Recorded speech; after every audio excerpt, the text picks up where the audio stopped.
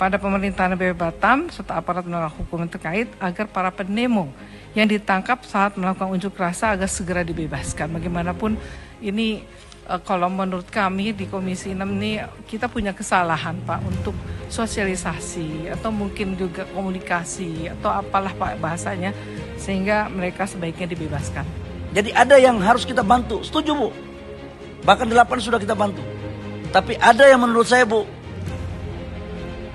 yang tidak patut untuk kita lanjutkan bantuan itu Bu. Karena dia harus mempertanggungjawabkan dong Bu, apa yang dilakukan.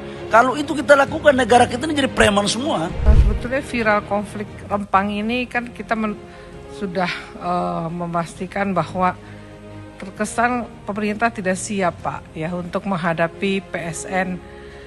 Potensi resiko ini ternyata tidak dipikirkan atau bagaimana begitu Pak ya. Jadi sebetulnya dari pemerintah tuh harus tetap minimalisir konflik. Apalagi sekarang Pak menjelang pemilu Pak, ini semua bisa digoreng ya. Pak Menteri ini kan politikus ya, jadi tahu betul ya. Artinya ini sensitif sehingga memang betul-betul kita harus memastikan bahwa ini konfliknya harus diminimalisir. Dan tentu kita yakin dan percaya baik Kementerian Investasi dan Pak Rudi BPP Batam pasti sudah mempunyai ya, mekanisme yang sudah dimiliki sebelumnya untuk terkait perencanaan investasi. Nah, kenapa Rempang ini bisa terjadi? Yaitu yang pertama Pak.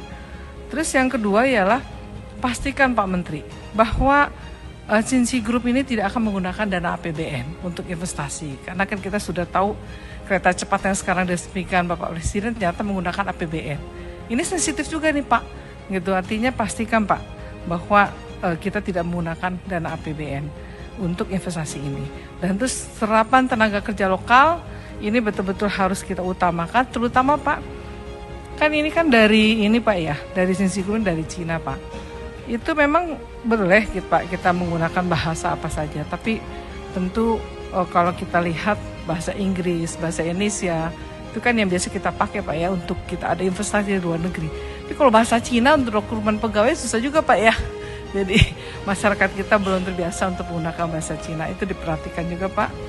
Lalu terus Pak yang keempat ialah AMDAL tadi disampaikan oleh Pak Latindo harus pastikan selesai. Lalu ini Pak temuan solidaritas nasional untuk Rempang menunjukkan fakta ternyata masih ada di 5 kampung Melayu tua masih konsisten. Nah ini kami butuh penjelasan Pak. Tadi kan Pak Menteri kan sudah mengatakan bahwa sebagian mereka sudah setuju dengan investasi ini.